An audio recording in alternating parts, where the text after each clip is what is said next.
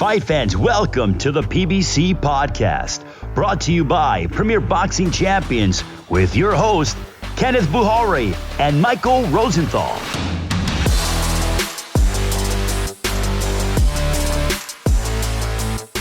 Welcome, everyone, to the PBC Podcast. I'm Kenneth Buhari. And I'm Michael Rosenthal, editor of USA Today's Boxing Junkie. Thanks, as always, for joining us. The summer of PBC continued over the weekend on Showtime with two young fighters, Chris Colbert and Michel Rivera, emerging victorious. We're going to break down all the action. Plus, we've got Gary Russell Jr. in the house. Plus, in today's toe-to-toe segment, we're going to hand out the PBC Mid-Year Awards. No clue who Mike picked, so I'm looking forward to that. But first, I'm sure you guys saw this. Senator Manny Pacquiao of the Philippines is now in the United States. Pacquiao, of course, puts his incredible legacy on the line against unbeaten unified world welterweight champion Errol Spence Jr. Saturday, August 21st at T-Mobile Arena in Las Vegas. That's live on Fox Sports PBC pay-per-view. Not just one of the biggest fights this year, but the biggest fight in the welterweight division since Pacquiao fought Floyd Mayweather in 2015. Pacquiao began training in the Philippines for this fight, and now he's out in California at Wildcard Gym with his trainer, Freddie Roach. And the word is he looked great. Sparred 8 rounds the first day, looks fresh, rejuvenated. Some say as hungry as ever. Mike, what's your take on all these good reports? Well, I wondered something. The guy is a senator in the Philippines during a pandemic. He must be busy as hell as a politician. Right. How does he find time to train there, which he obviously does? Anyway, to answer your question, I'm happy to hear that he sort of hit the ground running when he arrived at the Wild Card in Hollywood. You might have mentioned this. He reportedly worked out for like nearly 3 hours, 9 rounds on the mitts. His first day, Freddie Roach said, and I quote, he was incredibly sharp for the first day. So I'm thinking, definitely hoping that means he's going to be sharp on August 21st too. So I'm more excited than ever about this fight. Yeah, for sure. I mean, look, everyone says they're feeling great when they're training. True. We'll see how he feels in about 6-7 weeks or so. But look, I'm inclined to believe it just because, I think Pacquiao has good genes, naturally athletic. We saw, what happened with the Thurman fight, with the Broner fight. Didn't look like he had missed a beat. He keeps himself relatively fresh. Plus, we're getting great reports out of Texas as far as Errol Spence and his training. He looks like he's in fantastic condition. But as you said, we'll find out on August 21st. It's time for the week in review, and it begins with the main event last Saturday. Unbeaten rising sensation Chris Primetime Colbert put his WBA interim world super featherweight title on the line against dangerous former title contender Nyambayar. Nyambayar had his moments and was competitive, but Colbert controlled the action, winning a unanimous decision. Mike, let's start here. What did you think of the fight? It was about what I expected. Nyambayar is a good fighter who gave a good effort, but was just overmatched in the end. Colbert wasn't perfect, in my opinion. He's still developing, after all. But I thought he controlled the fight with his jab. He's got an amazing jab. More than enough power shots and really, really good footwork. Nyambayar tried from the beginning to end to push the action, but just couldn't get much done. It was a competitive fight, as you mentioned, but I think the one-sided scoring reflected what happened in the ring. You mentioned Colbert not being perfect. What was your take on his performance? Overall, I think it was really good. It just wasn't perfect. I think if I was going to be critical, I would say I think he bought a little too much into the fact that Nyambayar was too small and didn't have enough time to prepare. Yeah. He kept saying that before the fight. So he was maybe a little bit reckless at times as a result of that. I also didn't think it was a great look when he sort of ran in the final round just to kind of cruise his way into a decision. But I'm really nitpicking because again, overall, it was a pretty dominating performance, which is really all you can expect from a rising star, especially a young guy. He didn't get the knockout, but he usually doesn't. That's just sort of who he is. He dominates in his own way. So your perception of Colbert, did it change at all following this fight? Not at all. I think anyone who thinks of Colbert differently after this performance needs to remember a couple of things. One, he's young. He's still developing. And two, Nyambayar is no bum. He's a good fighter. It would have been a surprise if Nyambayar didn't push Colbert to some degree. Anyway, I still think Colbert's a rare talent destined for special things. He's going to go back to the gym. He's going to work on things he has to work on. I think he's just going to get better. You mentioned Nyambayar, that he's a good fighter. He certainly showed it on Saturday night. Where does he go from here, though? I think Nyambayar is going to be fine. He lost to Gary Russell Jr. There's no shame there because Russell's a level above just about everybody. And he accepted a very difficult challenge when he agreed to fight Colbert on short notice, a bigger guy, and he didn't have much time to prepare. He knew what he was up against, but he just gave it a shot. He gave it a good shot, I thought. I think he and everybody else knows exactly what that was. The scenario I see for him is that he'll face some opponents more at his level and at 126, not at 130. Yeah. I think he's going to win those fights, and I think he's going to position himself for another title shot. I see that coming for him. He's good. Yeah, and then he's probably like, can you stop putting me in the ring with the fastest fighters? You're right. On the face the best fighters. Yeah, yeah, exactly. He's fought two extremely quick-handed fighters in Russell and, of course, Colbert. Where does Colbert go from here? Well, I don't know if this happens immediately, but he obviously wants Xavier Martinez. Tank Davis is the WBA 130-pound title holder, but he'll probably give that up, I think. Colbert's ranked number 1 and Martinez is number 2. Maybe they fight for the vacant title. I think that's maybe what they have in mind. But, for the record, Roger Gutierrez and Mark Urinov hold secondary titles in the WBA's goofy system. I don't know how they fit in. I really don't. I have no idea. Anyway, if Colbert doesn't get Martinez right away, maybe he can fight his original opponent for this past Saturday, Yuriorkis Gamboa, if he wants to stay busy fight. Yeah, Colbert can always use more work going into his first title shot. My mantra, as you know, always is there's no rush, especially with such a young guy. Yeah, I agree with you. And also, he called out Leo Santa Cruz, who he's been calling. That's right. I think that's right. He called him out like a year ago on our podcast as well. So he really wants that fight. And it's a great fight for him. But I'm with you as far as the development goes. I mean, he's already a top 5 fighter in the division.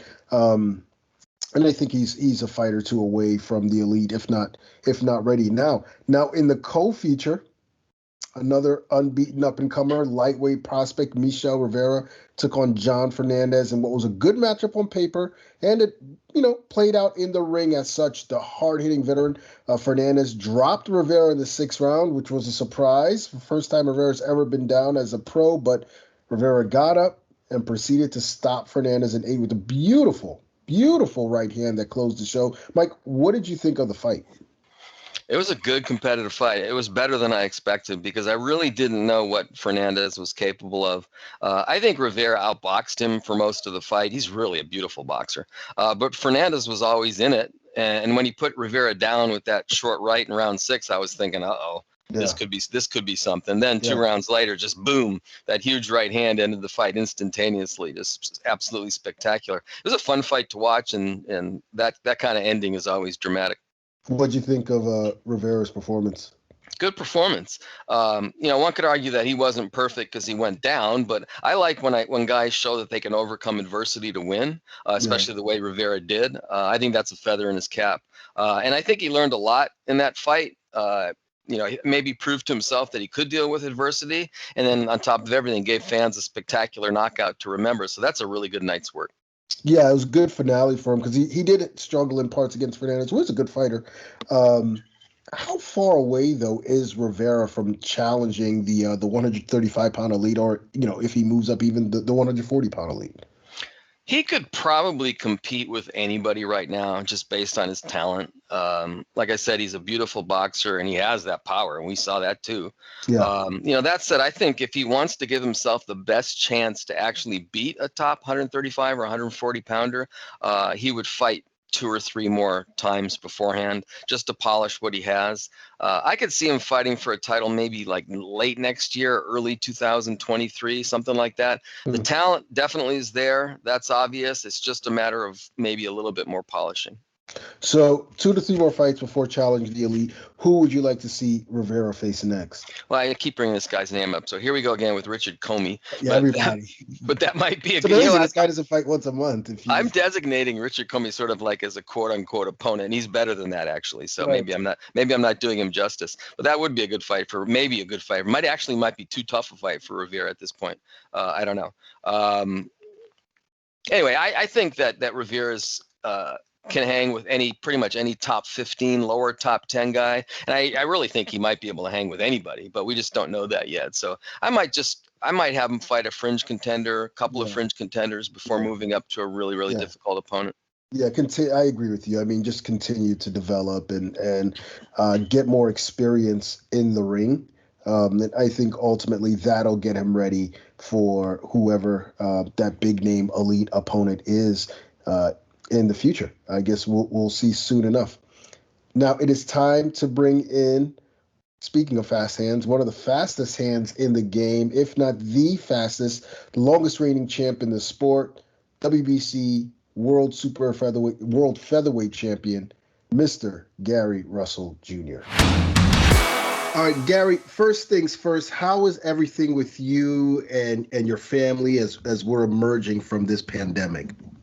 I'm trying to stay mentally tough, mentally strong. The family, they're the best we could possibly be at this point. Full progression by any means necessary. We grinding, man. Life is like boxing. You gotta keep your chin down and your hands up, and fire when you gotta open it. Yeah. That's where we're at. We got our chin down and our hands up, and we're waiting for our opportunity. We just grinding. Now, you mentioned waiting for your opportunity. We didn't see you this past May, which is something we've been accustomed to. But I imagine you and your brothers have been spending a lot of time in the gym. Has that been the case? Yeah, we've been in the gym. My younger brother, Antoine, he just competed, not too long ago, got a good win over a good guy. Yeah. Tonio, he has something coming up relatively soon. I believe maybe August or something like that. So, they've been grinding, and we iron sharpens iron. We pour our energy off of one another. So while they're in camp and training and get ready, I'm in there putting a little work in myself, keeping these wheels spinning. Very good. Gary, how itchy are you to actually get into the ring and exchange punches? Oh my God, I'm itching. I'm getting the itches now. A lot of people, man, they get into boxing because they probably got beat up on before when they was younger, or maybe, they just liked it. This was something that I was into. I liked this type of thing. Boxing gave me the structure and which that I have today. It taught me the discipline. It taught me how to sacrifice. It taught me a lot. So I can't wait. This is something that I love to do. So it's never really a job to me. It can't be a job when you like doing it. Even when my career is over and done with, I'm one of those guys that's still going to be in the gym, still working out, and still trying to get me some sparring in with whoever's trying to give me some sparring. Fantastic. So I have to ask you the obvious question then. So who are you targeting? Is there someone in particular that you want next? To be honest with you, I would love to fight a Gervonta Tank Davis. I've seen him up in weight. He moved up in weight. I don't think he's going to stay up in weight. I think he's going to come back down. I would love to get a fight against Gervonta. I wouldn't mind fighting him. I would love to fight Oscar Valdez. Oscar Valdez, he just got a good fight in. I'd love to fight him. But I've did everything that I could do at 126. I'm still here. I'm a champion at 26. I would love to move up in weight and challenge myself against any of the champions, any of these guys at this point. Is there a date as far as, are you targeting a certain date for when you want to return, or? Well, no, we're not targeting a certain date. I think the date will depend on if we find a dancing partner. If we got somebody to get in the ring with, if that's willing to fight, then I think that once we have that, then we can be figuring out a date or something like that. We can see who's willing to fight. A lot of these guys aren't really in a rush to get in the ring with Mr. Gary Russell Jr. A lot of people, they go away from a tough challenge. I'm one of them guys that run head on to it. Now, I just saw a recent interview with Leo Santa Cruz. You guys seem to have been on a collision course since forever, it feels like, and he discussed a fight with you. Is that still a possibility in your mind? It's still a possibility. I don't think it holds the same weight in which that it did at once before. But it's definitely still a possibility. I'm a real fighter. I'm a gladiator. If someone feels as though that they want to fight me or they feel as though they're better than me, then let's put this shit on the line. Let's see what happens. I'm willing to test it. So if Leo is saying that, you know what, Gary, I fought Tank, unfortunately it didn't work out, but shit, I'm still willing to try my hand, and I want to give the fans a chance, to see what could possibly come from it, and I honestly, genuinely just want to fight you, then sure, why the fuck not? I'll fight Leo. We can make that happen. I believe he still has the title, or has the title at 126. I'm the longest reigning champion at 126. So if Leo wants to fight, that would be a unification match at 126. Sure, I can fight Leo. I beat that ass. There's also conversation about you possibly fighting Ray Vargas. I was thinking maybe you'd have to. You would have to face him before you got to anybody else. Have you heard anything regarding that? And is he planning on coming back soon? Or I've heard nothing. I heard nothing regarding it. What I can tell you guys is, I do know the reason that Ray Vargas hasn't fought or had such of a layoff was because he had suffered a broken leg or something like that. Right. And we have friends. I have a couple friends that's in Mexico, and just travels around, and the word is that honestly Ray Vargas, I don't know how true it is, but he honestly isn't really comfortable fighting Mr. Gary Russell Jr. on a leg like that.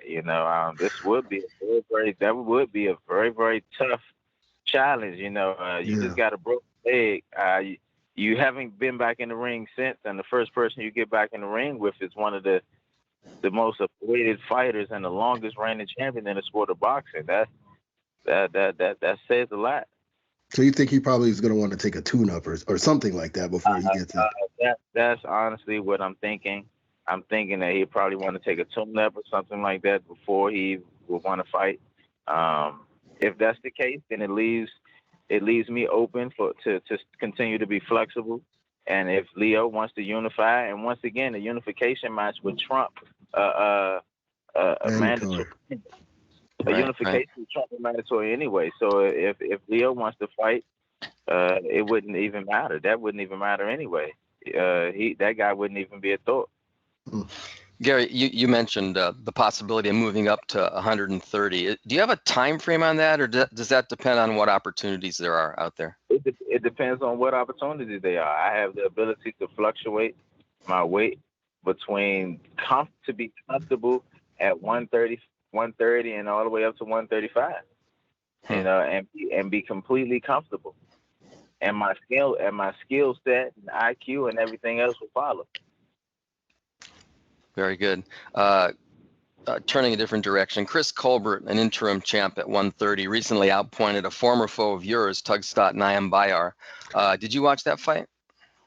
I did catch some of it. I didn't catch all of it, but I did watch some of it. I thought it was a good fight. Yeah. Would you be interested in facing Colbert at some point? Shit. If he want this motherfucker smoke, he can get it. If he want this smoke, he can get it. I thought he fought a good fight. He fought a good fight with King Tug. I think it's just levels to this shit, man. I see kinks. I see holes in people's armors when I watch them compete and when I watch them perform. You don't think he's quite ready yet? Yeah, nah. I think he's definitely good enough. he'll definitely be a champion, become a world champion, and be able to be good enough to become a world champion. But he can't fuck with me. Now, getting back to a fight you discussed earlier, the big DMV fight, obviously you versus Gervonta Tank Davis. First, what did you think about his bout versus Mario Barrios? I thought he was losing, and he has determination. I mean, he had to be determined to still go out there and try to get a win, but he was losing. He was down on the cards. He hit the guy and hurt him. He needed to hit the guy and hurt him. This isn't the first time that we've seen Gervonta behind on the scorecards. This isn't the first time that we've seen Gervonta Tank Davis behind on the scorecard. You thought he was losing to Santa Cruz as well, right? Or exactly. The problem is a lot of these guys just aren't defensively sound to be able to, they're not actual technicians. Now, if they was a little more defensive sound, and was on top of that, Gervonta would have lost that fight. What would it take to make that fight happen between you and Tank? Probably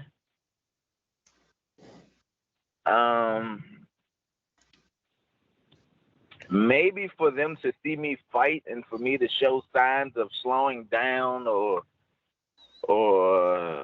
signs of rust or something, or maybe Floyd and them gotta just grow some nuts, man, and say, fuck it, let's just make the fight happen. It's not like the fight won't sell. Yeah. You can still fight anywhere. It will sell. Yeah, it's a great fight. It'll sell more than him and Barrios. I guarantee you our numbers would do more than him and what he just did.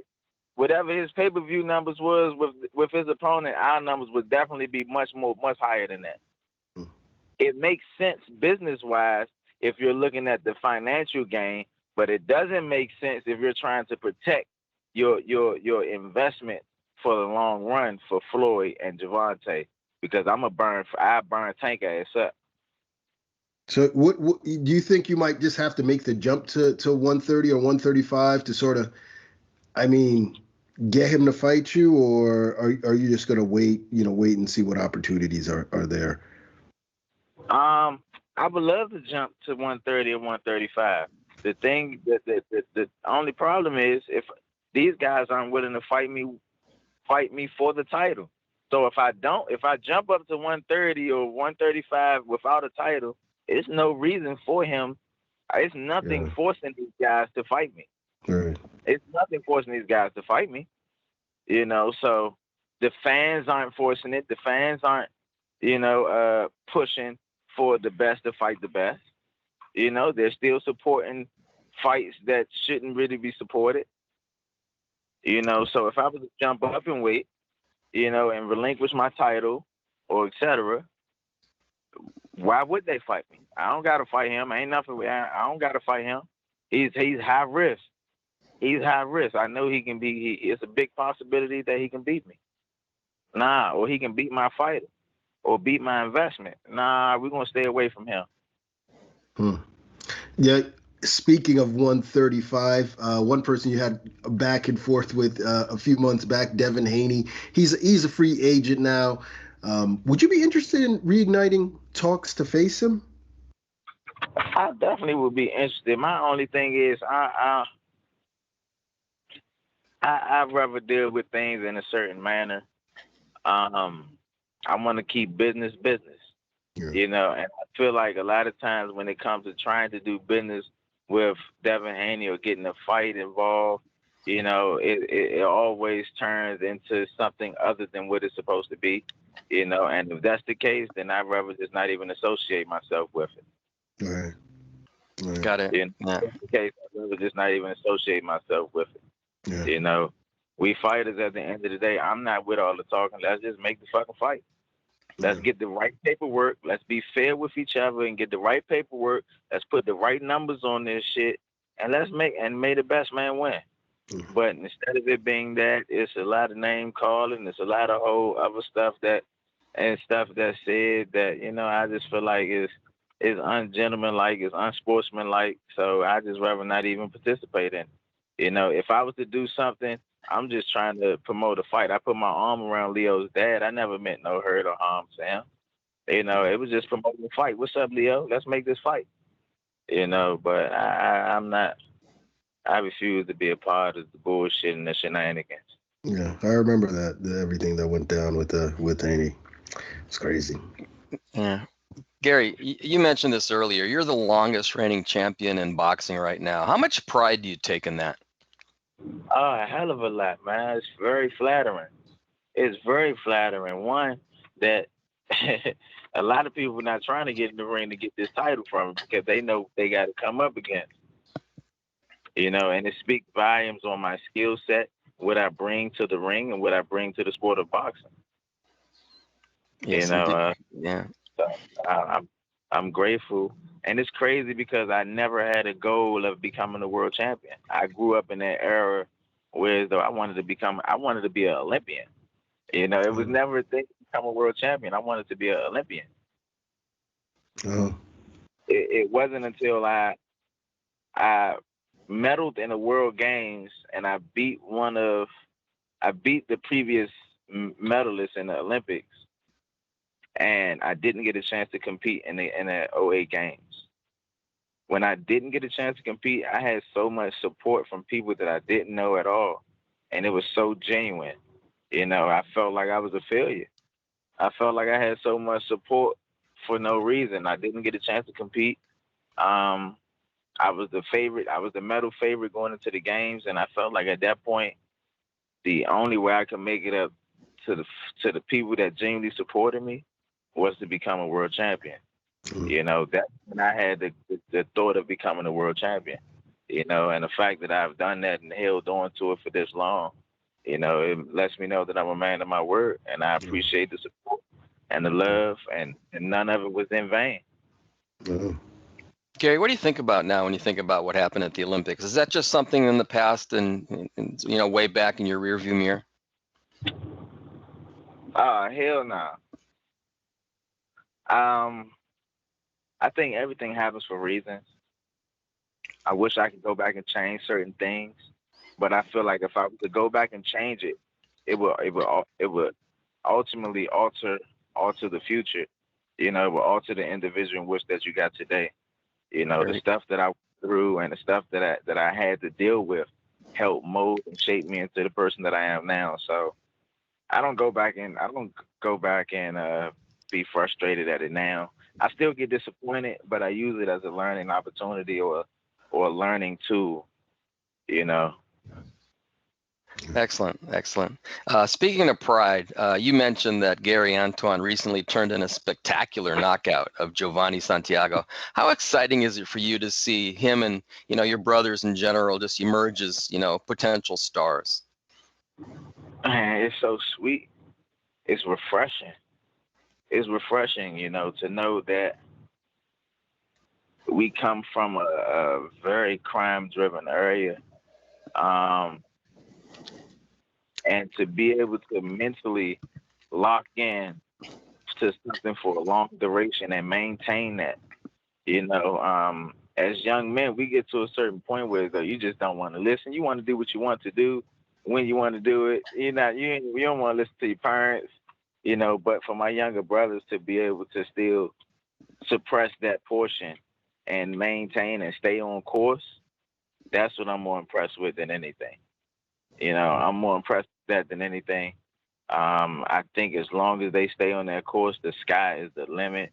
They got me, their older brother, as a template to follow, as a format to what to do and what not to do. I think the sky is the limit. That's what we believe in. We believe in a dynasty. And my definition of that is information that to be passed down from generation to generation. In most cases, each generation should get stronger than the last one. So that's the respect from my younger brothers. Oh. Now, for Gary Antoine, how far away do you think he is from a world title shot?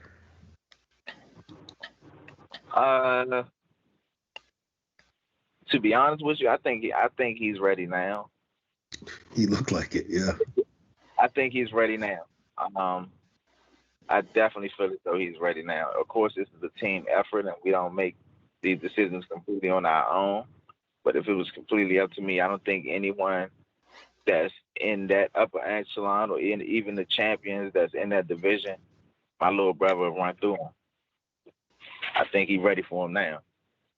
It's funny. We asked him when we had him on the podcast. We asked him who has quicker hands, you or him, and he sort of laughed. So we got to ask you because you're known as the fastest hands in the sport. Who has the quicker hands, you or Gary Antoine? Who has the quicker hands? Well,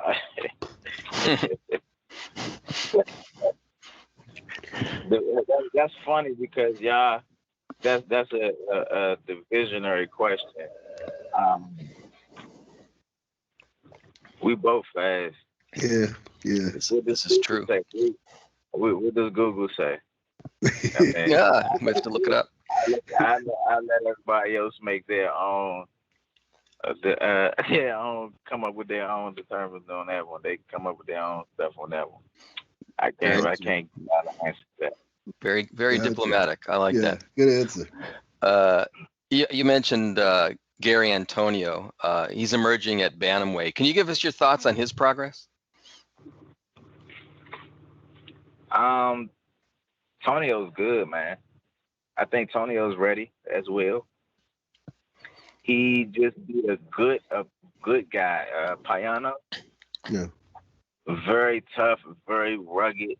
Pacquiao is a force to anyone in that division. He's going to push you and challenge everyone in that division. I don't care who it is. He's going to push them. I think Antonio's about ready. I think he's ready for titles, for at least an interim, but he's definitely ready for a title shot now. Gary, you're certainly not old. You're only 32 years old, but you've been a professional boxer for more than 12 years. How fast has the time gone for you? How fast has it gone? I don't think it's definitely moved. It's definitely moving, but I'm so preserved. Man. And the thing is, I'm one of those intellect over athleticism type of guys. So the more time I spend with something, the better I get. I see myself now, the things that it would take me more energy to do or pull off, I can do the same shit and use less energy and still get the same effect. I feel like I'm getting better as I go. I'm getting more seasoned as I go. I honestly feel like most people say I already came into my prime, but I really feel like I'm coming all the way completely into myself now. I'm starting to see things differently. I'm starting to see things. I was always like Neo in the Matrix, but you remember that portion when he really stopped and he just stopped fighting. He just started slowing everything down. Right. That's a great scene. I'm at that point now. Wow. Where I can see certain shit and I can get the same effect without using as much energy as I used to have to use. Right. I think that stuff matters, man. That makes a lot of sense. Do you have any goals that you want to accomplish throughout the rest of your career from now until then? Well, the biggest goal is to make as much money as possible. Yeah, it's always the goal. It's always the goal, whichever your profession is, right? That's right. That's right. That's right. But of course, man, I definitely want to get me one of those career-defining fights. I don't feel as though that I've had a serious career-defining fight. My career definitely does speak for itself. I want one of these real big household names that I can really go up against and put my talents on the line and display my abilities and show how much superior I am to these guys that's out here that's competing. That's one of my goals. I think what I have accomplished in the sport of boxing right now is great. Just the fact that I'm the longest reigning champion in sport, I'm great. I love that. That's something that's going to go in the books. Yeah. Well, we can't wait for you to get that fight, and we got a feeling you're going to be a champ for some time longer. It looks like that streak's not going to end anytime soon. They're going to start calling you Cal Ripken. But Gary, thank you, so much for taking out the time to speak to us as always. We're waiting for that fight date, and hopefully we can get you on once you guys announce that. Man, cool, man. I appreciate you guys for having me. To the fans that's listening, I appreciate the love, appreciate the support, man. Continue to, because the love is not in vain, man. Every time I fight, when y'all see me in the ring, y'all can throw some punches in the air, because energy is transferable. I'm going to use all that energy with me. I bring all of it with me. So thank y'all again for having me, man. I appreciate the love. No, of course. Thank you, Gary. Take care. Thanks, Gary. All right, it's time for Mike and I to go toe-to-toe. And this week, we're announcing our winners for the 2021 Mid-Year PBC Awards. This is just a half year, folks, through July 3rd, last Saturday. So we're going to jump right into it, starting with our first category, the PBC Fighter of the Year for the first half of 2021. Mike, who is your choice? Before that, I wanted to just really preface this really quickly. This was really hard. I thought there was like 2, 3 or more guys in each category who were legitimate. So I sort of it has a feel of randomness to some degree, but I gave it a lot of thought, and I think my guys deserve it, but we'll let the listeners decide what they think. So who you got? So here we go. Fighter of the Year. For me, it has to be Nonito Donaire. He was coming off that strong performance in a losing cause against Naoya Inoue, but he was 38 years old, and he hadn't fought for more than a year and a half when he stepped into the ring to face Nordine Ubali. Plus, Ubali was a respected, unbeaten guy at the time, a legitimate threat. He was actually about a 2-1 favorite, Ubali was, going into that fight. So what does Donaire do? He just absolutely destroyed Ubali. The guy lasted only 3+ rounds, and what I thought was one of the greatest performances of Donaire's great career. That was a special performance on a special night. Yeah, it certainly was, and Donaire was one of the candidates for me, along with a couple others, but my choice was the WBO World Super Bantamweight Champion, Stephen Fulton Jr. I mean, guy was coming off a bout with COVID into a 50-50 fight with the champion, Angelo Leo, and he just dominated a Fighter of the Year candidate. I mean, I've never seen anything like that, where a fight is a candidate for Fighter of the Year, and yet one guy wins 119-109, 119-109, 118-110, and it wasn't a robbery. I mean, that's how good Fulton was. We knew he was an excellent boxer, but he showed a plethora of skills that night, fighting on the inside, fighting off his back foot, you name it, he did it all. Very, very impressive performance in a very, very tough division against a very, very tough opponent. Yeah, Fulton was my second choice. I actually went back and forth. The thing that impressed me most about Fulton's, a lot of things impressed me about his performance, but the thing that really stands out to me is that he beat Leo at his own game, yes. which really surprised me, and it just shows you how incredibly good this guy is. Yeah, for sure. Let's move on to our next category, which is the Performance of the Year, and my choice is Gervonta "Tank" Davis, moving all the way up to 140 pounds after winning a title at 130 in his prior fight and stopping the unbeaten Mario Barrios in 11 rounds. I mean, just an all-around brilliant performance. We talked about his ring IQ. We talked about his boxing ability. His power, of course, is renowned, but he deserves some more credit for his defense. It was absolutely impeccable on this night. And Barrios had no answers for him. Just an all-around brilliant performance, and one I believe that stamps Davis as one of the best fighters in the world, pound for pound. Yeah, definitely underscored that. It was a bold move just to take that fight, to go up to 140 pounds. And I think it took him a while to figure things out, but he ended it in Tank fashion. That power, he just has that power, and the fans love it. That's what he's all about. Yeah, for sure. Who's your guy? Okay, so I try not to care too much about being repetitive. I just wanted to get the right guy. So I considered Brandon Figueroa, whose performance against Luis Neri I thought was spectacular. And I also considered Erickson Lubin for this category. But I'm going to go with Donaire for the reasons that I stated earlier. Again? Really? Okay. Yeah, to do what he did at his age was just absolutely remarkable, in my opinion. I want to add that I wasn't surprised, at least not with the over the result of that fight. Donaire's been doing this for 15 years. It's like Pacquiao; nothing he does is going to surprise me anymore. Yeah. I really believe it was the best performance given all the factors of all the ones that we're talking about. But there were. Again, this was difficult. There were a lot of good performances. Yeah, it certainly was. Certainly a lot of good performances. Yeah. I really wasn't too surprised by Donaire's win. So no, I wasn't surprised either. But the fact he did what he did at 38 years old, well, you'll hear more about Donaire from me. Really? Okay. All right, let's move on to the fight of the year. I believe I went first last time, so Mike, I will let you go first this time. Okay, fight of the year for me is Glanton versus Apache. Yeah. I know that fight wasn't particularly important. It wasn't a fight between two top contenders or a title fight or anything like that.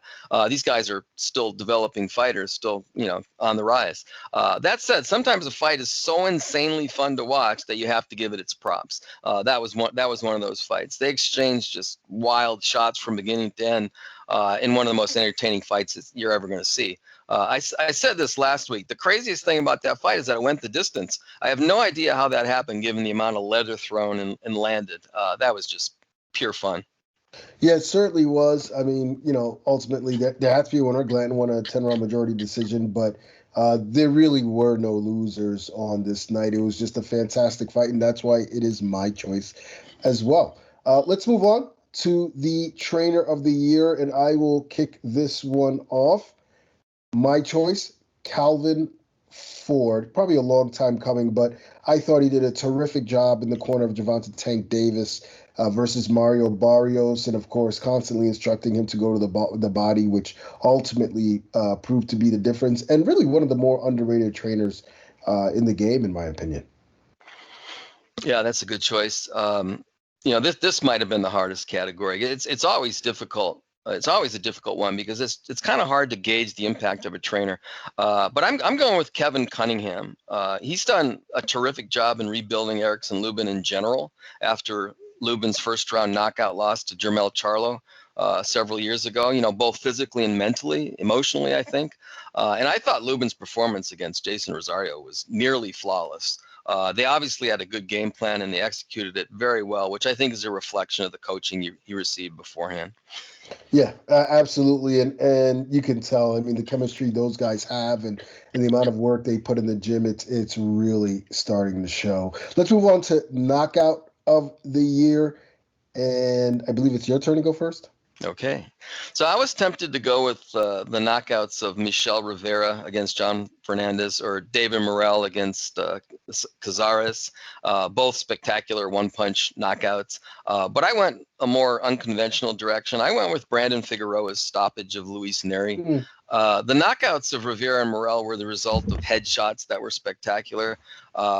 But in the case of Figueroa and Neri, you add in the magnitude of the fight. I mean, that was a huge fight. And I always factor that in when we talk about a knockout of the year. Figueroa's perfect body shot that ended the fight with Neri, to me, just stood out the most. And that was a brutal punch. You shouldn't discount a knockout of the year candidate because it's a body shot. And that was a brutal body shot. And that was against a proven, established guy, and it won a championship for Figueroa. So that was a big deal.